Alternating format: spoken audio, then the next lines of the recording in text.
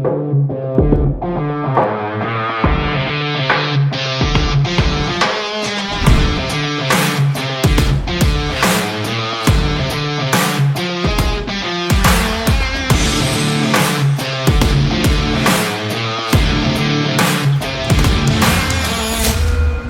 é o Vale. Olá, eu sou Elcio Costa e esse é mais um episódio de Líderes, o podcast de O Vale sobre economia, negócios e política. Podcast que traz Quem é Notícia.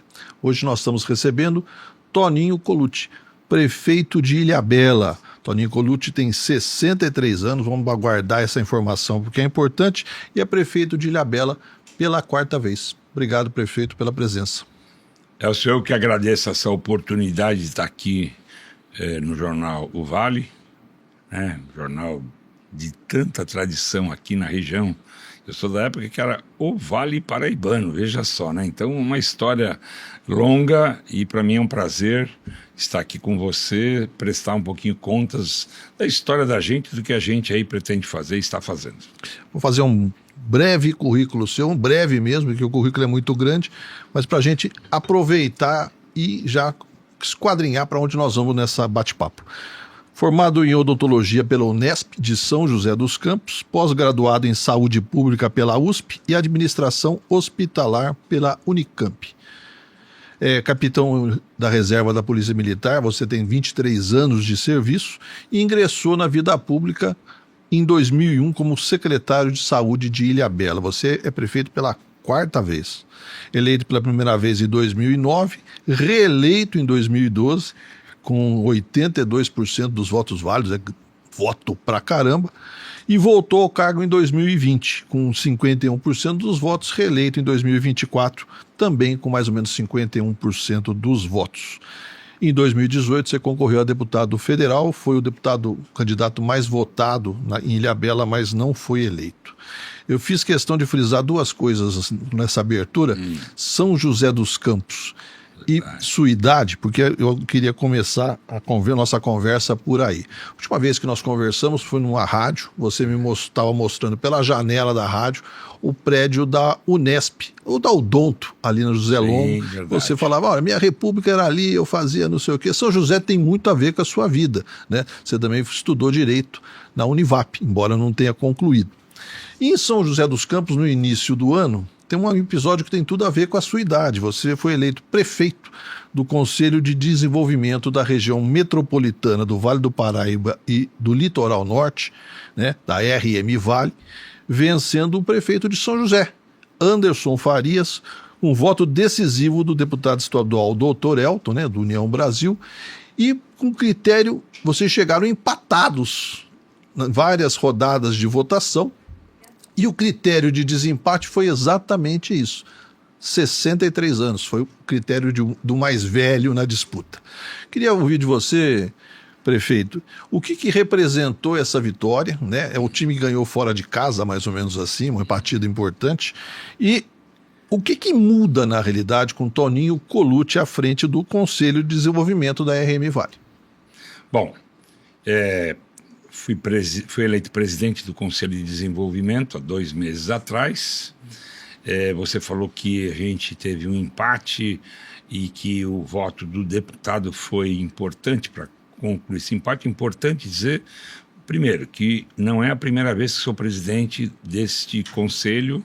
No passado, 2012 e 2013, eu também fui presidente, 13 e 14.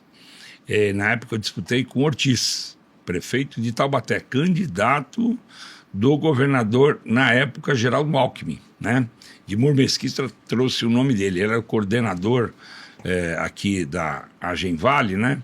E eu disputei e ganhei por unanimidade, né? O prefeito, na época, não conseguiu fazer uma chapa para concorrer.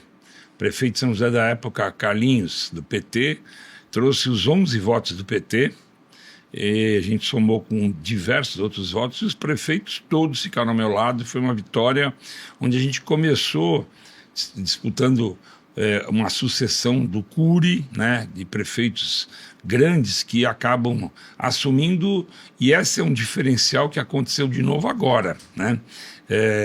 Prefeito de cidade grande tem tantos afazeres que, na maioria das vezes, não consegue atender prefeitos com demandas, né, com pedidos, não retorna e acaba querendo ser presidente de algo que ele não dá atenção devida.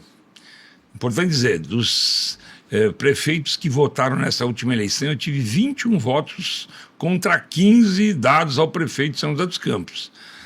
Os membros do governo do estado nunca votaram, embora o estatuto faça essa previsão.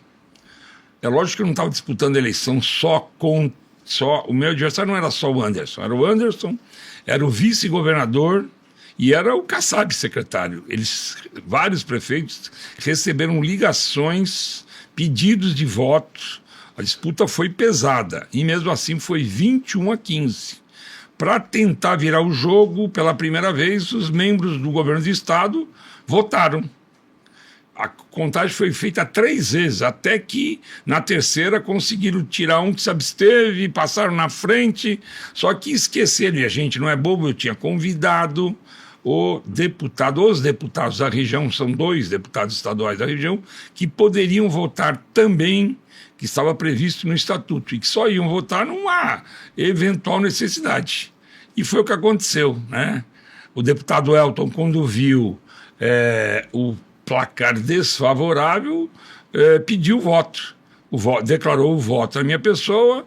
A gente já sabia que eu tinha idade maior e que o critério de desempate era idade. Empatamos o jogo e saímos vitorioso de uma eleição que marcou uma história e deixou muita gente aí surpreso com essa vitória. É a segunda minha na RM Vale, eu saí muito satisfeito e temos muita coisa para fazer.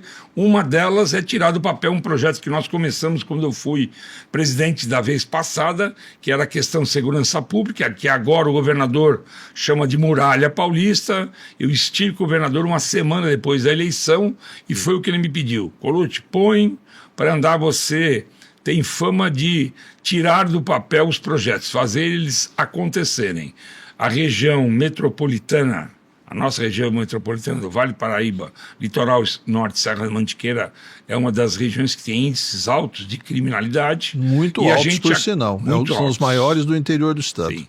E a gente acredita que essa muralha, né, a gente monitorando entradas e saídas de todas as 39 cidades, a gente vai conseguir combater esse crime e baixar esse número. Prefeito. Ilhabela, nesse contexto, é a cidade do estado de São Paulo que tem os menores índices de criminalidade.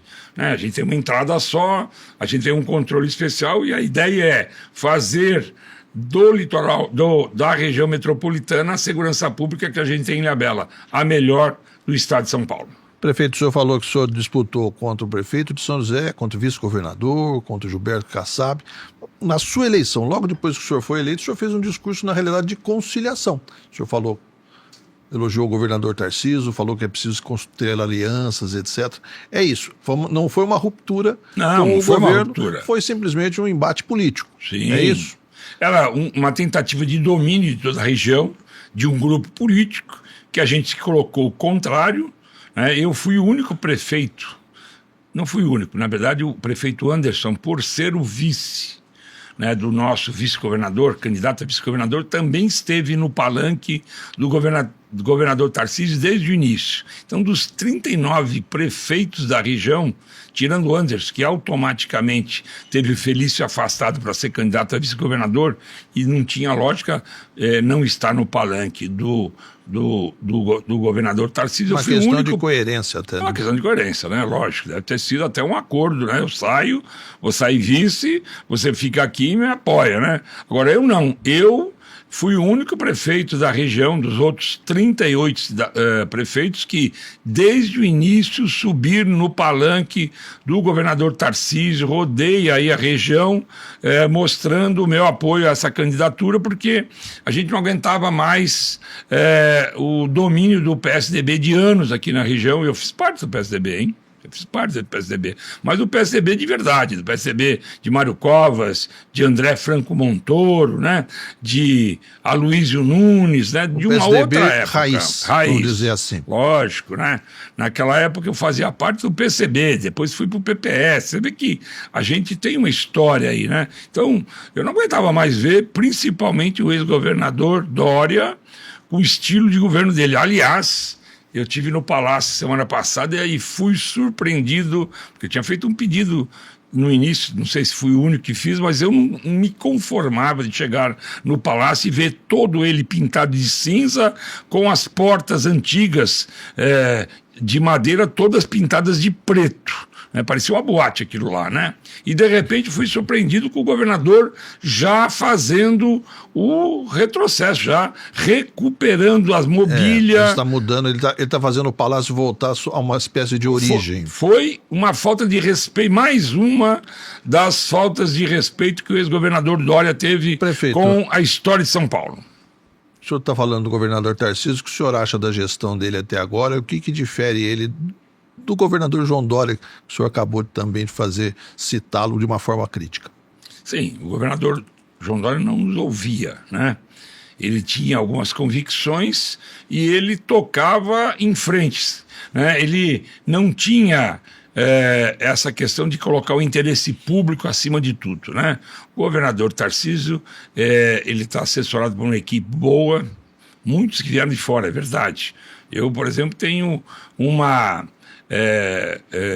eu fico admirado com a competência da secretária Natália, nossa secretária de Infraestrutura e Meio Ambiente, né? E muito surpreso com o que ela consegue implementar em pouco tempo. Então ela é uma pessoa de fibra.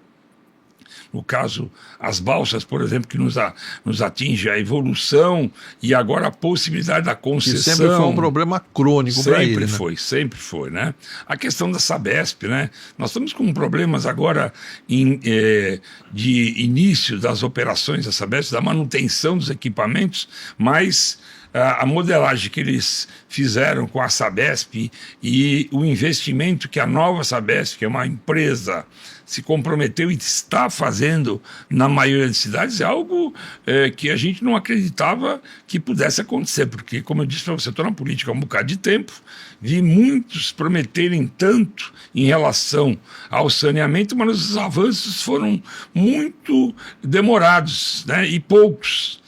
Com a Sabesp nova, a coisa está caminhando, né? Então tem muita obra iniciando. Então eu vejo o governador Tarcísio como uma pessoa extremamente competente, conhecedora da vida pública e, para mim, ele é o futuro presidente do Brasil. É isso que eu ia perguntar. Ele é um bom candidato para 2026? É o melhor candidato para 2026. Eu não vejo outro nome que possa tocar esse Brasil, que precisa muito de alguém diferente do que está aí, né? É inadmissível esse retrocesso que a gente passou, né? Fiquei muito triste quando o ex-governador José Serra perdeu aquela eleição na sucessão de Fernando Henrique Cardoso para o atual presidente Lula. Primeira eleição de Lula, né? Foi um retrocesso enorme e a gente agora está com a chance de ter um governador do naipe do ex-governador José Serra à frente da política brasileira, ser presidente do Brasil. Isso agora, é são dois, o senhor citou o José Serra e comparando com o governador Tarcísio, são dois aspectos políticos diferentes, né? O governador José Serra, por exemplo, tem uma formação de esquerda. Aliás, o senhor mesmo militou com o senhor na origem do PSDB e até um pouco antes, ele tem uma formação de esquerda, né? Se exilou nos anos 60, o governador Tarcísio já tem um alinhamento à direita. E é isso que eu ia perguntar para o senhor. O senhor falou que o seu histórico começou lá atrás, né? Movimento estudantil, PCB, se não me engano. Sim, né? PCB. Como é que foi migrado do PCB para o PL, por exemplo? O senhor hoje está brigado no PL. O senhor acha que como é que o senhor explica essa trajetória ideológica, assim, para a gente entender um pouco? É difícil o jovem que tem ideais não acreditar no comunismo. A gente acredita porque as propostas são extremamente interessantes, a gente vê, mas o dia a dia, a prática, você começa a ver que aquilo que é a proposta não acontece, né? Então, muitos dos jovens que estavam nos partidos de esquerda, principalmente no Partido Comunista, vamos assim, não vou dizer que evoluíram, né? Porque aí eu estou deixando os que não vieram numa situação... Em vias de extinção, possivelmente, né? Mas está em vias de extinção, né? A gente está vendo aí o PSB, que é o partido do ex-governador Márcio França. Está mudando de nome, vai tirar o socialismo, né? Do vice-presidente da República, Geraldo Alckmin, aqui de Pindamonhangaba. O Geraldo Alckmin, na época que eu era presidente do Centro Acadêmico, era prefeito de Pindamonhangaba, naquele mandato de 6 anos, né? Que ele pegou extensivo, né? Foi ele que montou o PSDB, foi ele que veio pegar na mão, nossa mão, e levar para o PSDB genuíno, que levou também a Luísio Nunes, levou Goldman, levou a turma toda. Então, eu acho que ser liberal é uma evolução que a gente aprende no dia a dia. A gente vai vendo que aqueles conceitos do comunismo, na hora da prática, eles não conseguem satisfazer as necessidades de uma sociedade. E foi o que me fez mudar de partido. Eu saí do PPS, tive uma passagem rápida no PV, Sim. por uma questão daquele momento da eleição. O PPS estava coligado com o PSDB e eu era candidato a deputado federal, ia ter que participar do chapão, ia ser muito difícil. O PV estava junto, na mesma coligação. Eu passei como candidato no PV a deputado federal, mas logo depois vi que não era o meu caminho, né? Embora eu seja palmeirense e goste do verde, para mim aquele Partido Verde não satisfazia, não defendia os interesses da sociedade, muito longe disso. Estavam lá defendendo interesses próprios. No PV, no Brasil, era quase uma grife, né? Que tinha dono.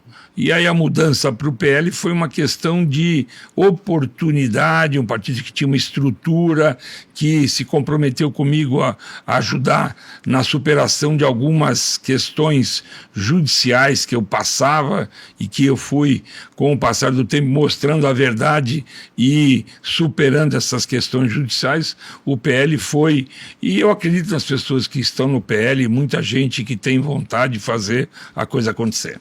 Falando em PL, falando em espectro político de 2026, né? Nós acabamos de citar o governador Tarcísio, como o senhor falou, o melhor candidato que existe, que teria nesse cenário para 2026. O senhor vai ser candidato em 2026? O senhor já foi candidato a deputado. E o litoral, né? Todo mundo fala, o litoral norte precisa voltar a ter deputado. O senhor vai ser candidato? Eu já fui 2 vezes candidato a deputado, né? Em 2004, a estadual. Isso. Eu não tinha tido nenhum outro mandato anterior. Depois de 2 anos que eu virei prefeito, eu fui a deputado estadual pelo PPS, quando eu tive um racha no PSDB de Ilhabela. Eu fui candidato a prefeito, tive uma votação muito pequena, fiz 6% dos votos, né? Saí muito machucado daquela eleição, muita traição, né? E foi aí que eu comecei a enxergar o verdadeiro PSDB, o PSDB dos oportunistas, né, que cercam o poder, né? Muitos me abandonaram no meio do caminho, se diziam correligionários, né? Faziam o discurso da importância das mudanças e na hora H aderiram ao prefeito da época, que inclusive foi meu adversário diversas vezes. Foi porque eu me separei, mas era meu concunhado, né? Então a gente foi candidato juntos, ele pelo PTB e eu pelo PSDB. É uma briga quase de família ali. Não é de família, porque quando eu fui para Ilhabela, final dos anos 80, comecinho de 90, eu casei com uma caiçara. Quando cheguei lá, nem o conhecia praticamente, mas eu tinha uma origem vinda do Partido Comunista, né? Eu fazia política dentro do MDB, porque na época o partido não existia, né? Estava na clandestinidade, né? E a gente ajudou a montar o PSDB, né? Eu fui um dos fundadores do PSDB em Ilhabela. Então foi natural a minha dissidência política dele, né? Ele tinha um caminho, malufista, o pai dele foi 3 vezes prefeito, na verdade era uma vez vice-prefeito, com a morte do prefeito virou prefeito, e outras 2 eleições de prefeito. Então eles tinham uma linha malufista e eu, na época, já defendia o mandato do Montoro, né? trabalhei com Montoro como oficial do quadro de saúde da Polícia Militar, aliás, um grande governador, um francês, né, para aquele momento, né? A sucessão dele que veio com o Quercia e o Almino, e depois os 4 anos piores de governo, que eu acho que só ele conseguiu ser pior que o Dória, que foi o Fleury, e depois a retomada com os mandatos 2 do Covas, a morte do Covas, né, assumindo o Geraldo e os mandatos de Geraldo e Serra, né? Então, vamos dizer assim, rusga política entre nós, que foi superada no momento de eleição, sempre aconteceu, era natural, ele tinha um tipo de entendimento da sociedade, eu tinha outro. Voltando à pergunta original, 2026, o senhor vai ser candidato? O senhor pensa em sair a deputado federal? Então, como eu te disse, ser candidato para mim é uma coisa quase que normal, né? É difícil você ver. Eu já estava lá prefeito de novo e participei de uma eleição. O senhor gosta do confronto, né? Da disputa. Então, enquanto eu tiver a certeza de me indignar contra o que eu imagino estar incorreto, que não é correto, eu acho que eu sirvo para a política. Então, quando eu tiver ainda forças, né, saúde, né, companheiros, que ninguém é candidato de si próprio, né? A gente tem que ser candidato de um time, tá? Então, enquanto eu tiver companheiros, essa vontade, a saúde para enfrentar essas disputas, eu posso ser candidato. Falando do próximo ano, né? O partido tem sondado, não sei se você viu, chegou a fazer uma pesquisa antes de colocar o nome do nosso candidato a governador, que é o deputado André do Prado. Colocaram meu nome lá com um balão de ensaio do PL para não pôr, talvez, o do André, e aparecer lá com 2,3, até fiquei surpreendido. Já está na pesquisa, é bom. Quer dizer, poxa vida, imagina, candidato a governador, mas era Toninho, prefeito de Ilhabela. Na verdade, a candidatura era da cidade de Ilhabela, mais do que do Toninho Colucci, né? Porque quem é que não conhece Ilhabela e quem é que não fica admirado com a beleza, com a cidade, como está sendo administrada? As pessoas elogiam muito. Eu escuto isso todos os dias, né? Das pessoas que vão para Ilhabela e voltam me ligando e falando, prefeito, a cidade está maravilhosa. Então, talvez a candidatura esse nome tenha sido posto em função disso. Fumaça, eu não sou candidato a governador, né? Foi uma estratégia que decidiram lá, mas o partido tem feito algumas propostas a mim para ser candidato a deputado federal.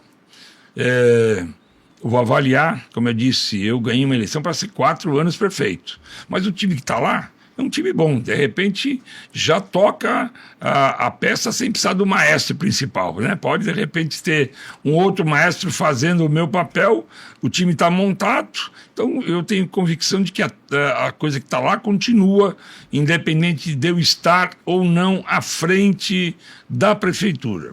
Não quer dizer que eu sou candidato. Eu posso ser candidato, tenho um gosto, como eu disse, já fui 2 vezes candidato a deputado, uma estadual lá nos anos de 2004 e uma agora federal em 2016. Fiz 30.996.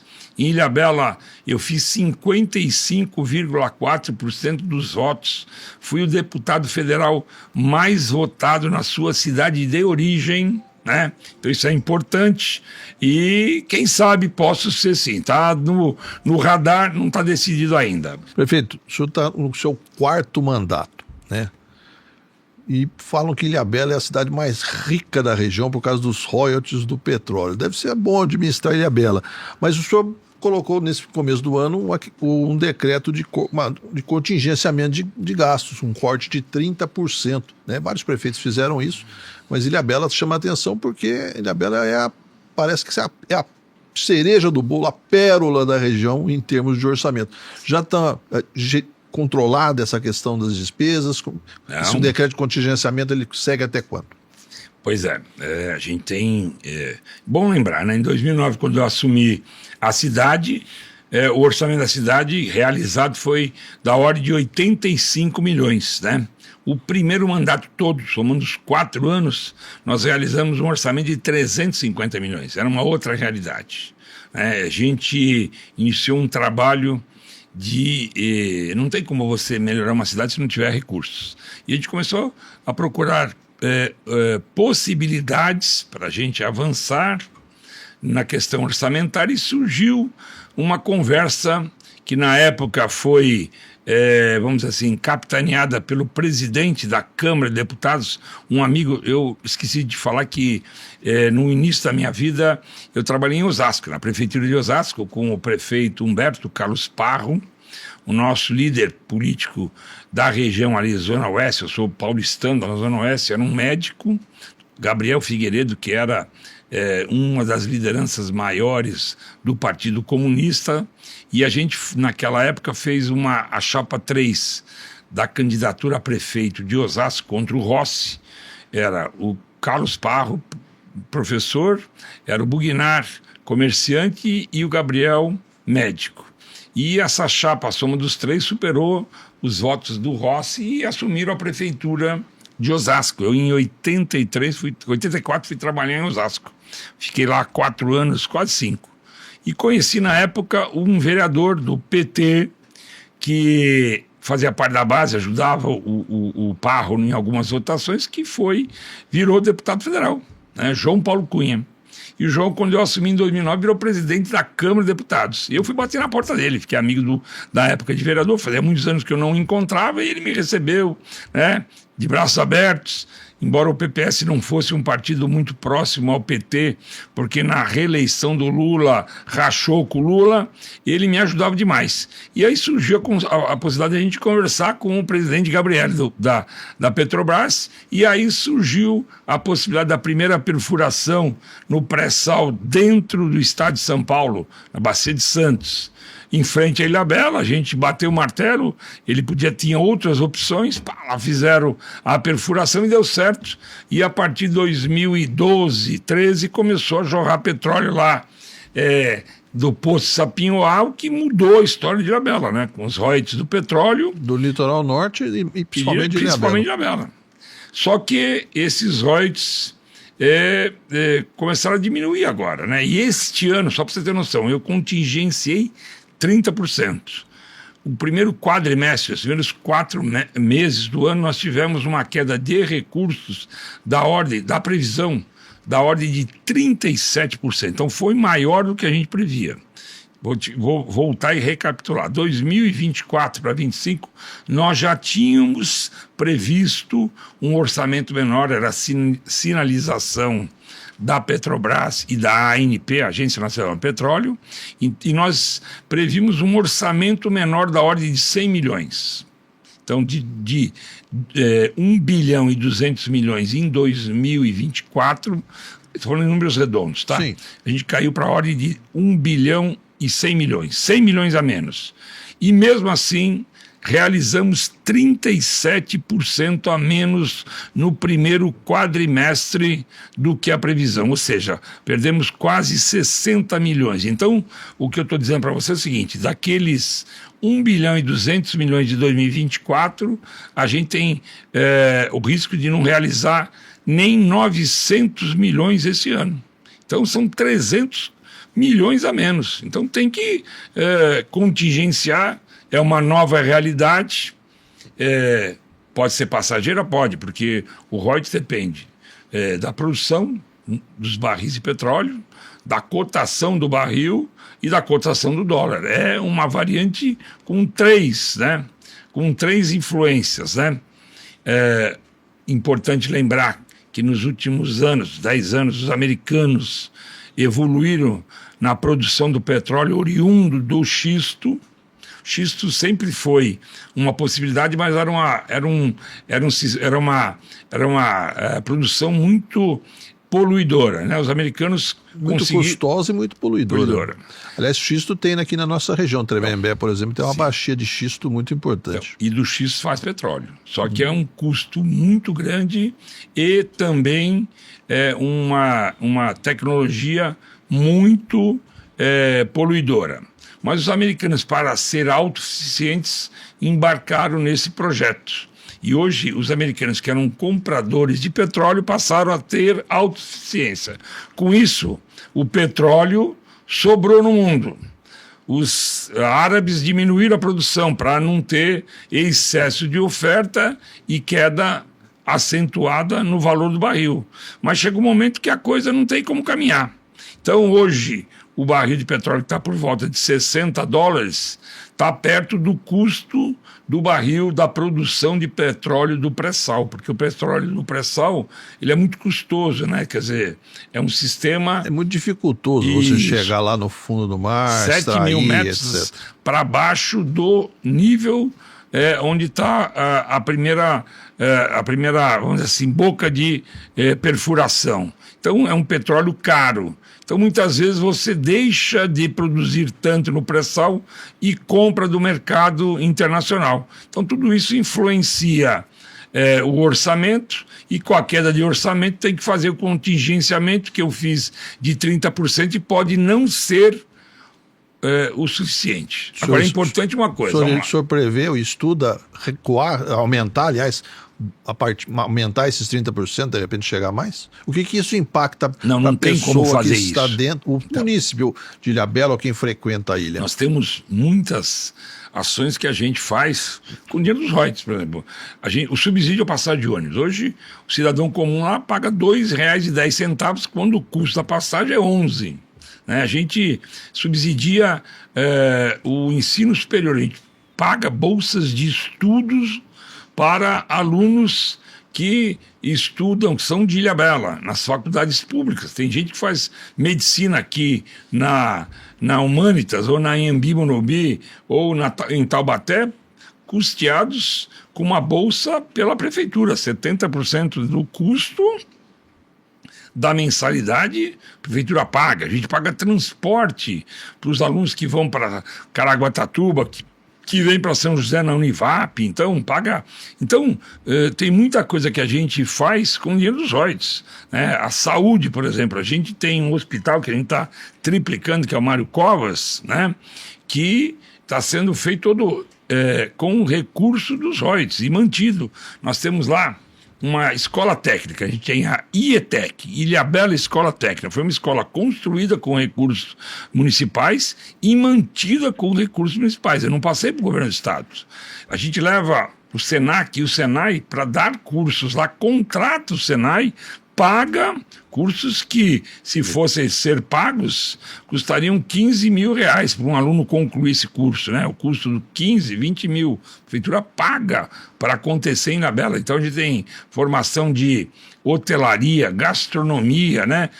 Pagos com recursos. Esses são exemplos que eu estou te dando. Então, mas, ao mesmo tempo, aconteceu algo que eu diria para você que foi uma das poucas coisas que o governo que me antecedeu acertou. Criou um fundo garantidor, né? Então a gente passou a fazer uma poupança. Ele, quando lançou essa poupança, recolhia 5% dos royalties que a cidade recebia. Eu, nos meus primeiros 4 anos desse terceiro mandato, depois que foi criado esse fundo e que a gente começou a receber royalties em uma quantidade generosa, eu economizei 25% do que a gente recebia, ou seja, 1/4 do recurso que nós recebíamos, nós colocávamos numa poupança. Ilhabela é a única cidade do estado de São Paulo que fez isso. Diversas outras cidades recebem royalties. No litoral, Bertioga, Caraguá, São Sebastião, Paulínia recebe royalties, São José dos Campos recebe royalties. Então, muita gente recebe royalties. Ninguém nunca economizou, nunca fez um fundo garantidor. Nós fizemos, eu recebi do governo anterior essa proposta e fui ousado em colocar nesse fundo garantidor 25% do que nós... Uma bela poupança, então. Nós temos cerca de R$1 bilhão guardados. Quase um orçamento. Quase um orçamento. E é nesse fundo que a gente está avaliando a necessidade ou não de ir lá buscar. Eu fiz uma lei no começo deste ano, porque eu fiz lei de 25%, então agora a gente põe muito pouco, porque se não tem dinheiro para pagar as contas, como é que você vai poupar? Você tem que pagar as contas. Então, este ano a gente não está mais poupando, não está botando mais dinheiro naquela conta. E existe a possibilidade de a gente ir lá para salvar algumas ações que a sociedade entenda serem importantes, retirar uma parte desses recursos do fundo garantidor. Tem uma outra negociação, gente. Lógico, estamos fazendo economias, diversas economias. Por exemplo, eu fiz um decreto, só para você ter noção, já estou colocando diversos veículos em leilão, diminuir a frota.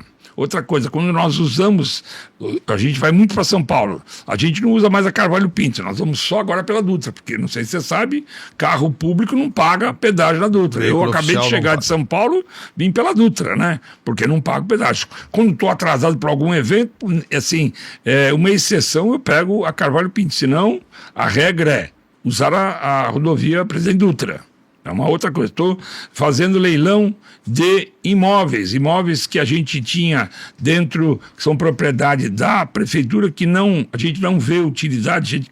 Algumas áreas que foram compradas no governo passado sem nenhum tipo de interesse público, a gente está leiloando, né? E outra coisa, eu estou cobrando a Sabesp. A gente, nesses 4 anos, na verdade, 12 anos que fui prefeito, nós fizemos muitas obras para a Sabesp, muitas obras, para antecipar a universalização do saneamento. E a Sabesp, já que foi vendida, o governo do estado vendeu, nós queremos vender todo esse patrimônio que é do município. Eu diria que nós temos lá 150 milhões investidos, 2 estações de tratamento de esgoto, uma feita junto com os moradores da Costa Norte, outra na Feiticeira, que está praticamente pronta. Tivemos alguns problemas de equipamentos que foram importados e não compatibilização de alguns equipamentos que nós estamos resolvendo, mas nós temos cerca de 150 milhões de reais em obras, fora as apropriações, que isso continua de propriedade da prefeitura com a Sabesp. Para a nova Sabesp. Para a nova Sabesp. Então, nós estamos querendo receber esse dinheiro de volta. Então, iniciei essa negociação com a secretária Natália, que já me colocou, e nós estamos negociando com a Sabesp, e a gente entende que vai ser possível receber. Então, se o leilão for bem sucedido, se essas economias que nós estamos fazendo em diversas áreas forem importantes, né? Se a gente conseguir negociar com a Sabesp, talvez nem precisemos ir resgatar a poupança. Mas se não, a gente vai lá para garantir algumas ações importantes. Exatamente, sobre cofres públicos. O senhor chegou a conversar, ou pelo menos analisar a volta da cobrança da taxa de proteção ambiental, por exemplo, para, de repente, recurso entrando dentro dos cofres públicos. Como é que está essa situação? Então, vamos lá. Eu queria discutir 2 coisas. A retomada da cobrança da TPA, né? TPA, o pessoal, taxa de preservação ambiental. Taxa de preservação ambiental, e essa limitação de entrada de carros em Ilhabela, que isso interessa para todo mundo.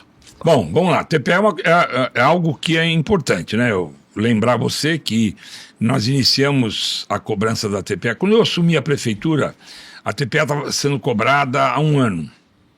Em 2008, a TPA deu prejuízo para a prefeitura. Então, cobrava a taxa, o custo da cobrança e as isenções eram tantas que, ao invés de trazer recursos para os cofres municipais, dava prejuízo. Então, não podia ficar assim. A gente fez um reequilíbrio e, a partir de 2009, equilibramos, e a partir de 2010 passou a trazer recursos. Então, ajudou num momento em que a gente não tinha royalties, né? Então, a TPA foi importante.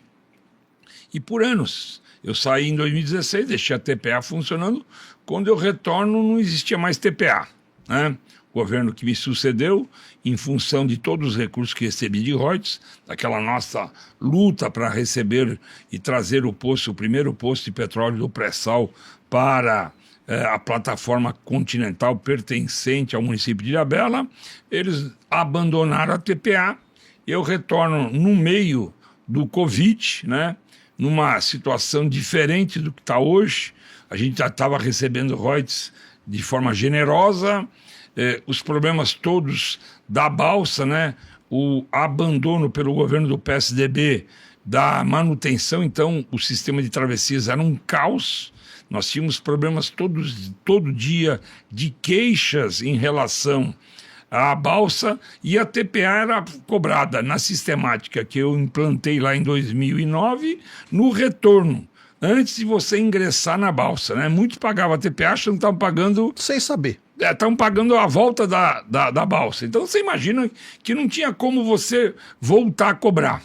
A história era, o turista achava que ele não cobrava para entrar, mas cobrava para sair. É isso. Pagava para entrar, para descer e para sair a TPA. Exatamente. Parecia que era a balsa. E era só cobrado de veículos. Não é cobrança de pessoas, é de veículos, né? Essa era a sistemática que, na época, ajudou muito. Trouxe recursos para o município para a questão de coleta de lixo, varreção, quando as pessoas vinham em grande número para a cidade. Aliás, é o problema de todas as cidades do litoral, né? Chega nos feriados, finais de ano, a cidade lota, é muito lixo, é muita bagunça, muita sujeira, e a cidade fica com aquele ônus, o município fica com aquele ônus. E aqui não nos ajudava, né? Aí começou-se a discutir a questão da limitação, né? Plano de carga. E eu enxergo que a única solução para cobrar, para você limitar a entrada, é você colocar a cobrança da TPA de forma adiantada. Você vai ter que entrar e solicitar autorização de entrada e pagar pela TPA. Só que a gente tem que, primeiro, discutir a sociedade, o que ela entende ser o correto, quanto que é o limite que a cidade suporta. Então é uma discussão ampla com a sociedade. A gente tem que partir de um número que o estudo está mostrando, que vai mostrar, né?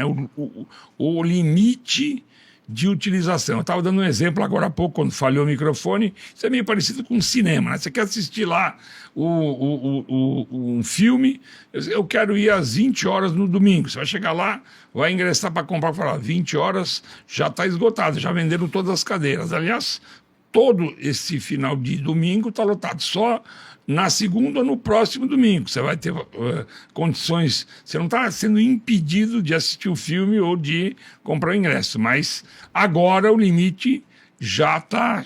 Como se fosse uma casa de espetáculo, e o espetáculo e o show ali é Ilhabela. Então é isso aí. Então, só que nós temos que discutir com a sociedade, porque as pousadas, hotéis, elas têm que ter algo diferenciado, né?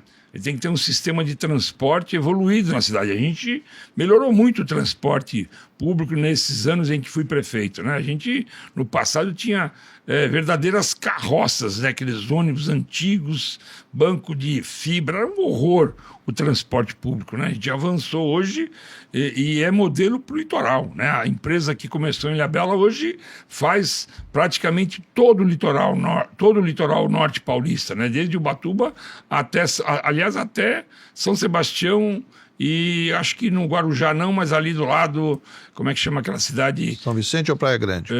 Aquela cidade produtora ali de petróleo, ali tem a... Cubatão. Cubatão. Todo esse sistema é pela empresa que começou em Ilhabela. Então, hoje tem ônibus com ar-condicionado, Wi-Fi, ônibus com suspensão a ar. A gente melhorou então, isso a qualidade. Essa questão do limite de entrada está em fase de estudo e pode ser aplicado. Nós criamos o Aquabus, né, o transporte aquaviário. Vou lembrar você que quando eu entrei em 2009 na prefeitura, nós tínhamos 2 piers públicos na cidade, construídos pelo governo do estado, pela Sudelpa. Hoje nós temos 8 piers públicos, né, para poder atracar o nosso ônibus aquático, né, e faz aquele percurso entre Praia Grande, na ponta sul, e na ponta norte, Armação, Ponta Azeda, né? Estou com um problema no pier da Ponta Azeda que está sendo recuperado. Tivemos aí alguma falha construtiva num momento em de mar bravo, o pier, a ponta do pier foi abalada, a gente teve que desmontar e está refazendo. Então, a gente tem que preparar. Aliás, fizemos praticamente todos os quilômetros, todos os metros de ciclovia que a cidade tem. Então, expandimos a malha viária de ciclovias pela cidade, né? Calçadas. Eu, quando entrei em 2009, não tinha uma calçada que unisse a Barra Velha ao primeiro bairro do sul da Ilha Portinho. O cidadão, morador, turista, tinha que andar literalmente na sarjeta da SP 131. Não, na sarjeta, porque ali alguns trechos não tinham nem acostamento. A sarjeta já estava com a guia quase no precipício. A gente tem que fazer acréscimo de área, muro de arrimo, calçada, e agora nós estamos fazendo ciclovia. Então, você tem que preparar tudo isso para poder controlar a entrada de veículos. Prefeito, nós estamos chegando no final do nosso podcast, mas eu tinha 2 perguntas, Vamos eu lá. acho que o senhor responda assim, mais curto e grosso. E uma é espinhosa, a outra não, a outra é tranquila. Sempre voltam a questão no noticiário, uma questão de uma decisão que o senhor, do Tribunal de Justiça lá atrás de cassar o seu mandato por improbidade administrativa por um caso de 2009, né, que envolveu a nomeação da sua esposa Lúcia para um cargo de confiança na prefeitura. Agora, recentemente, em março, o STF negou um recurso do senhor sobre caso, para suspender esse processo. Isso tira seu sono?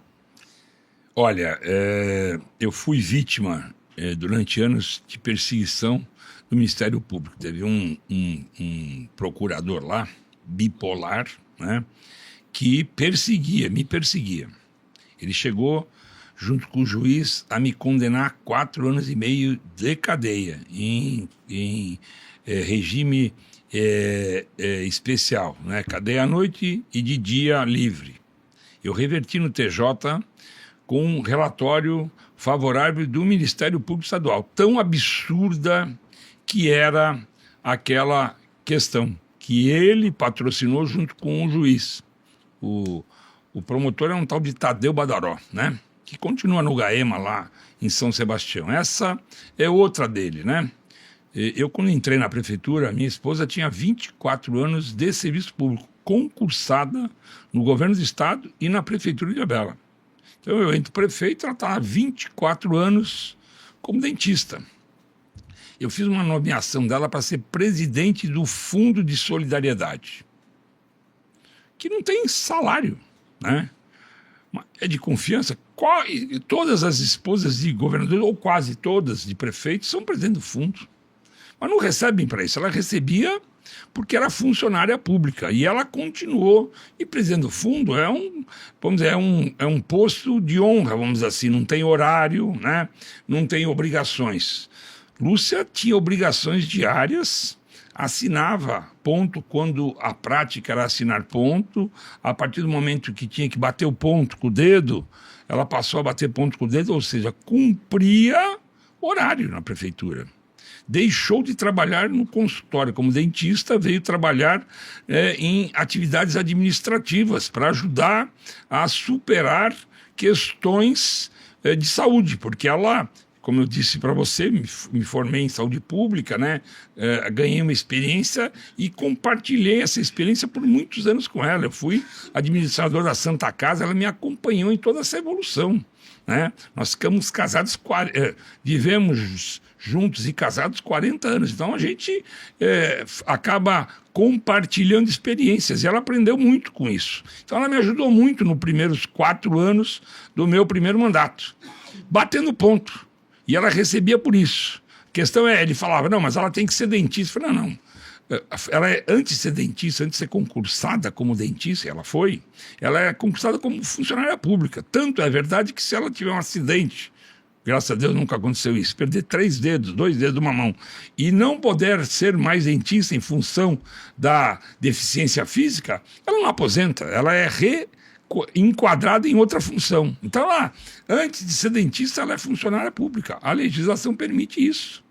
Essa condenação criminal, porque ele entrou com 2 ações contra mim, uma criminal e uma civil. A ação criminal mostrou isso claramente. Foi um absurdo essa propositura do promotor, e o Ministério Público Estadual fez um relatório. Se você quiser, eu mando para ele. O relatório do Ministério Público Estadual foi tão contundente que a decisão do TJ foi por unanimidade. E se quiser, puderam recorrer, porque o único que podia recorrer era o Ministério Público Estadual. Então, aquela tentativa de cadeia a mim e a ela também, porque eu ia ficar 4 anos e meio preso e ela 3 anos e meio, preso à noite, né? Imagina só se eu não tivesse tido tempo, porque eu já estava fora da prefeitura, se eu não tivesse tido dinheiro para contratar um advogado, um bom advogado, né? A gente teria ficado preso por causa desse promotor bipolar. E essa ação, ela prosperou no campo civil e chegou no Superior, Tribunal de Justiça, ou no STF. No STF. Ela está no STF hoje, né? Mas eu tenho convicção, a gente mostrou já a verdadeira realidade, né? Ela era funcionária pública concursada, olha só que absurdo, né? Como é que eu ia deixar de pagá-la como funcionária pública porque eu nomeei ela presidente do Fundo de Solidariedade? Ela fazia isso excepcionalmente, né? Fazia isso no dia a dia também, lógico, né? Porque você não consegue mudar de máscara ali na hora, né? Trabalhava muito mais do que as 4 horas diárias como dentista. Ela nunca recebeu 1 hora extra nesses primeiros 4 anos. O salário, em média, foi de R$3.000 por mês. R$3.000 por mês, né? E eu tenho convicção de que eu estava certo. No segundo mandato, eu nomeei ela secretária de saúde e aí acabou a graça desse promotor. Agora, o caso que não é espinhoso. Esse o senhor já respondeu tranquilo. Temporada das baleias. Ilhabela tem chamado a atenção pelo surgimento de baleias no canal, né? E é uma coisa que sempre é fantástica. Maravilhosa. A gente vê. Essa pergunta. O senhor já foi ver as baleias do canal, prefeito? Você acredita que eu nunca entrei num barco para ver baleias. Mas eu saio porque eu tenho que atender as comunidades. Nós temos 15 comunidades, além da cidade que todos conhecem, que você consegue chegar de carro, ou de bicicleta, ou de moto. Nós temos 15 comunidades que o acesso é feito só por mar, ou por picada. Então eu uso muito esse sistema de transporte e tenho que ir para a Ilha de Vitória, onde nós temos uma escola e 50 moradores, cerca de 50 moradores. Ilha de Búzios, nós temos 2 comunidades, 2 escolas e cerca de 120 moradores e outras, serraria, enfim, diversas comunidades que você vai pelo mar. E por diversas vezes, saindo para fazer visitas, acompanhar algumas obras, eu encontrei baleia. Então, eu já encontrei baleias diversas vezes. Vale a pena? Olha, é emocionante, você não esquece mais. Imagina um mamífero lá, um animal de 15 toneladas, e você num barquinho, muitas vezes a gente vai de bote, né, de borracha, um bote bom, né, com normalmente 2 motores para garantia da gente ir e voltar com tranquilidade, mas um bote de borracha que está praticamente na linha d'água, né, meio metro para cima da linha d'água. Daqui a pouco você vê um animal de 15 toneladas fazendo peripécias na tua frente, porque elas são extremamente dóceis, né? Ficam fazendo estripulias, peripécias, pulando. Então, é algo emocionante, a gente fica arrepiado. Estou falando aqui, você não vê porque eu estou de casaco, mas a gente fica arrepiado e nunca mais esquece. É algo que marca a vida da gente. Eu tive a felicidade de ver, já como eu te disse, diversas vezes, e cada ano que passa, a gente tem mais baleias no mar, porque a caça da baleia foi proibida, então o animal está voltando, né, a dominar o mar, e a gente vê essas baleias nesse período que vai de maio ao final de agosto, até setembro, é algo emocionante. Quem tiver oportunidade, venha a Ilhabela. Nós temos pessoas que têm visto Ilhabela usando o nosso sistema de transporte aquaviário, o Aquabus. Quer dizer, como uma passagem para ir para a praia e, de repente, no caminho, você depara com uma baleia ali fazendo estripulias. É um plus fantástico, é um né? plus. Então, quem tiver essa oportunidade, venha a Ilhabela. Nessa época, a gente tem os hotéis mais em conta, né? Nós temos alguns eventos de gastronomia prontos. Nós estamos no mês da sardinha, né? Festival da Sardinha. Festival da Sardinha, que vai terminar lá no feriado de Corpus Christi, mas até lá, todos os finais de semana no Mercado do Peixe. 15 dias depois vem a tainha, depois vem a Semana de Vela em julho, agosto vem o camarão. Então tem muita coisa acontecendo em Ilhabela e o plus é conhecer tudo isso, aproveitar essa baixa temporada de preços mais módicos e ainda, de repente, deparar com uma baleia fazendo estripulias ali que você avista ou em terra, ou de terra, ou você vai no Aquabus ou aluga um barco, participa com as companhias que são especializadas e vai para o mar ver baleia. Prefeito, obrigado. Nós estouramos o nosso tempo, a conversa foi muito boa, fomos de política a baleias, né? Passando inclusive, pelo Festival da Sardinha, que é uma atração fantástica também de Ilhabela. 13º Festival da Sardinha. Obrigado. Começamos lá em 2010. Obrigado pela sua presença, foi um prazer conversar com o senhor. Prazer foi meu.